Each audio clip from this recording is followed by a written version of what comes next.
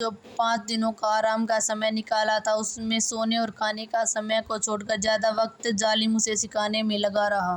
कसकर बंद दरवाजे के अंदर निया ने बस एक ढीला सा कपड़ा पहन रखा था और वह बिस्तर पर पालथी मारकर बैठी थी। उसका पूरा शरीर पसीने से भीग चुका था और उसके लाल पड़े चेहरे पर पसीने की बूंदें साफ चमक रही थी। सिर्फ 5 दिन में तुम्हारी शारीरिक साधना 4थे दर्जे तक पहुंच गई और तिलिस्म का जादू 3रे दर्जे पर। एक इंसान के लिए इसे बस ठीक ठाक ही कहा जाएगा।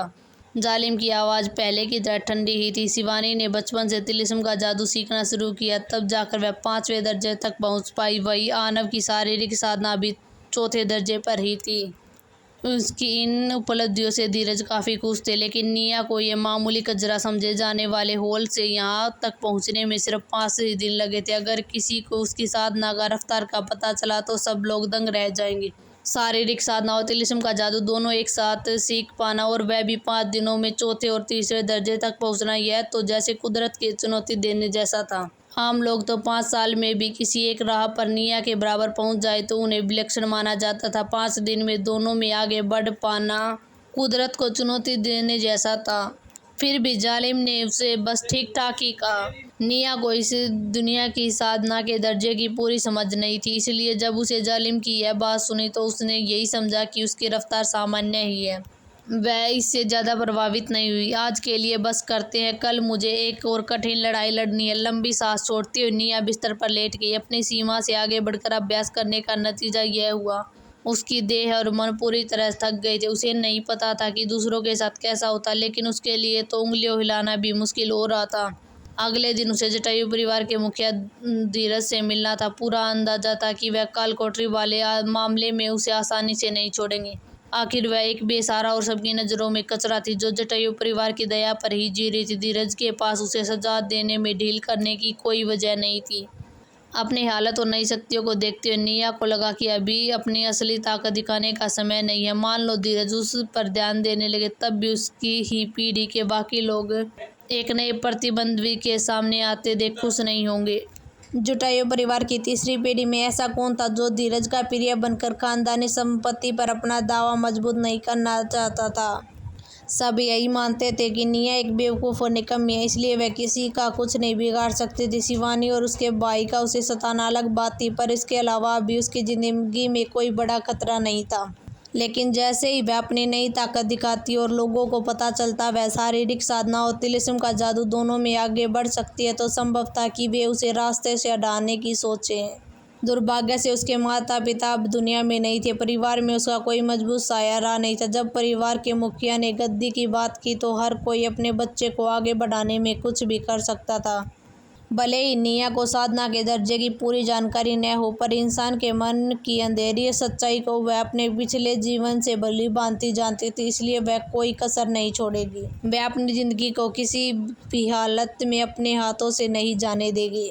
वह जानती थी कि कई बार अपनी असली ताकत को छिपा कर रखना और सही वक्त का इंतज़ार करना ही समझदारी होती। हालांकि बेवकूफ़ियों की तरह हरकत करना एक अलग बात थी, और बिल्कुल नहीं चाहती थी कि अगले दिन जब धीरज से मिले तो शिवानी और आरव की बलि का बकरा बन जाए। अगली मीटिंग में आने वाली मुश्किलों के बारे में सोचते हुए निया ने अपनी आंखें सिकोड़ी और उसके होठों पर एक सातिन मुस्कान तैर गई। एक इडियट होने के नाते अपने ही फायदे होते। अगर उन जुड़वा भाई बहनों ने निया को यह एहसास कराया था कि उसकी औकात कितनी कम है, तो आज उसकी वह समझ एक बार फिर से ताज़ा होगी। अभी सुबह के बहुत ही जल्दी का वक्त था जब 17-18 साल की 2 नौकरानियां उसके कमरे का दरवाज़ा लात मार कर खोला और ज़बरदस्ती बेड से उठा लिया।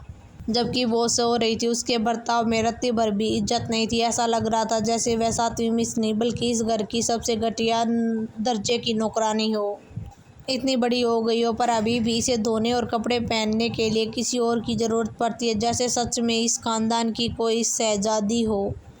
उस नौकरानी ने, जिसका चेहरा बहुत ही बदतमीज सा, निया के शरीर से झटके से कपड़े उतार दिए बिना किसी नरमी के, और चेहरे पर भारी चिड़चिड़ापन के साथ उसने उसे ज़बरदस्ती उन कपड़ों में डूस दिया जो कम से कम साफ तो लग रहे थे। अगर बॉस आज से मिलना नहीं चाहते तो भला कौन बिना किसी मतलब से यहाँ आकर उसकी गुलामी करना चाहेगा।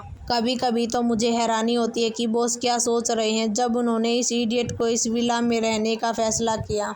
इसने हमारे जटायु परिवार की नाक कटवाने के अलावा कुछ नहीं किया। दूसरी नौकरानी ने निया के बाल खींचे और लापरवाही से उसमें कंघी करने लगी। यह कहना कि वे उसे कपड़े पहनाने आई थी सरासर गलत था, बल्कि यह कहना ज़्यादा सही होगा कि वे उसे टॉर्चर करने आई थी। सही कहा, यह तो बस राशन की बर्बादी है। इसने इस बार इतना बड़ा कांड भी कर दिया और मुझे लगता है कि बॉस इस बार उसे इतनी आसानी से नहीं छोड़ेंगे। बेहतर होगा ऐसे कलंक से जल्दी पीछा छोड़ा दिया जाए। क्या तुम्हें पता है कि बाहर के लोग तो चुपके से इस इडियट को एक मजाक समझते हैं और हमारे विला का मजाक उड़ाने में कोई कसर नहीं छोड़ते। वे दोनों नौकरानी बिना रुके बड़बड़ाती रही, जैसे चुप होने का फर्क इनका कोई इरादा ही न हो। फैमिली हेड धीरज के अलावा, जिन्हें निया के खून के रिश्ते की कदर थी, जटायु परिवार में हर कोई उसके वजूद को एक बोझ समझता था। वे सब यही चाहते थे कि इस इडियट का खेल जल्दी से खत्म हो जाए, ताकि यह साम्राज्य में जटायु परिवार का पवित्र व अटूट साख पर और कीचड़ न उछाल सके। ऐसी कड़वी बात निया के कानों में लगातार पड़ती रही। उस 14 साल की लड़की के चेहरे पर कोई फर्क नहीं पड़ा। उसने बस अपनी चमकती आंखों में कन्फ्यूजन से झपकाया और उन दोनों बदतमीज नौकरानी को ऐसे देखा जैसे उनकी एक भी बात समझ में न आ रही हो। टॉर्चर भरे कुछ लंबे पलों के बाद आखिरकार निया तैयार हो गई। उन दोनों नौकरानियों ने तुरंत उसे पकड़ा और जटायु परिवार के मेन हाउस की तरफ ले जाने लगी। निया ने खुद को उनके हवाले कर दिया और वे उसके कपड़े खींचते हुए उसे घसीट कर ले जाए और उसका विरोध करने का कोई इरादा नहीं था। हालांकि उसकी उन कन्फ्यूजन दिखने वाली आंखों में एक चालाकी की भरी चमक दौड़ गई। जब वे मेन हाउस के एंट्रेंस पर पहुंचे तो उन दोनों नौकरानियों ने बिना पीछे मुड़े दरवाजे पर खड़े गार्ड के हवाले कर दिया और वहां से रफू चक्कर हो गई। उनमें से किसी ने भी उन दोनों हथेली के साइज के बटुओं पर ध्यान नहीं दिया, जो उन नौकरानियों के मुड़ते ही छोटी सी लड़की की आस्तीन में सरक गए। निया ने इस दुनिया की अपनी पहली कमाई को चुपचाप अपने सीने में छुपा लिया और एकदम शांत चेहरे के साथ गार्ड के पीछे पीछे मेन हाउस के अंदर चली गई। जैसे ही वह अंदर पहुंची, पीछे गेट बंद हो गए। बाहर से 2 चीखें सुनाई दी, अरे मेरा बटुआ कहाँ गया? लेकिन इससे पहले वे कुछ सुन पाती, गेट पूरी तरह बंद हो चुके थे। एक चोरनी के साथ बुरा बर्ताव करने का अंजाम तो उन दोनों को मिलना ही था। एकदम सन्नाटा जटायु परिवार के मेन हाउस में ऐसा माहौल था कि अगर सुई भी गिरती तो उसकी आवाज़ साफ सुनाई दे जाती। 60-70 साल के ऊपर धीरज गेट की तरफ मुँह करके अपनी ऊंची कुर्सी पर धाकड़ अंदाज में बैठे थे। उनकी आंखें किसी जलती मसाल की तरह चमक रही थी। चांदी जैसे सफ़ेद बाल उम्र का इशारा कम और रुतबे का दबदबा ज़्यादा दिखा रहे थे। उनसे ऐसा प्रेशर महसूस हो रहा था जिसे शब्दों से ठीक से बयान करना मुश्किल था। जटायु परिवार की दूसरी पीढ़ी के लोग हॉल के दोनों तरफ सीधे होकर बैठे थे। ज़्यादातर 40 की उम्र पार कर चुके थे। हर कोई अपने आप में बड़ा खिलाड़ी था, पर धीरज के सामने किसी की भी हिम्मत नहीं थी कि जरा भी ढील दिखाए। कोई फालतू हरकत तो दूर, सांस भी नाप कर ले रहे थे। उनके पीछे तीसरी पीढ़ी के लड़के और लड़कियां खड़े थे, चेहरे पर जवानी का जोश, आंखों में अकड़। ये वही नामी चेहरे थे जिन्होंने मेन हाउस में खड़े होने का हक कमाया था, जिनकी ताकत कम थी। इन्हें धीरज पहले ही दूसरी ब्रांच में खुद के दम पर जीने पर भेज चुके थे। उस वक्त शिवानी और आरव एक उधेड़ उम्र आदमी के पीछे खड़े थे। जैसे ही निया गेट के अंदर कदम रखा, दोनों की नज़रें उस पर टिक गई। बिना कुछ कहे बस घूरते रहे। अब हर किसी की नज़र उस छोटी सी लड़की पर थी जो उस विशाल हॉल में धीरज के सामने आकर रुक गई। उसके फीके और साधारण लुक्स पर कई आंखें अटक गई। मन ही मन ज़्यादातर लोग यही सोच रहे थे, जटायु परिवार के बाकी हैंडसम और खूबसूरत बच्चों के बीच यह कितनी अलग और बदसूरत लग रही थी। वो कन्फ्यूजन और नासमझ सी दिख रही, जैसे उसका छोटा सा शरीर एक बार भी सह न पाए। यकीन करना मुश्किल था कि इतनी मामूली और कमज़ोर लड़की जटायु परिवार का हिस्सा। निया के पैदा होने के कुछ समय बाद दूसरी पीढ़ी के मन में उसके लिए नफरत और हिराफत भर गई थी। वजह साफ थी कि वह अपने पेरेंट और परिवार की ब्यूटी स्टैंडर्ड से बिल्कुल अलग दिखती थी। निया के पिता धीरज के सबसे छोटे बेटे थे।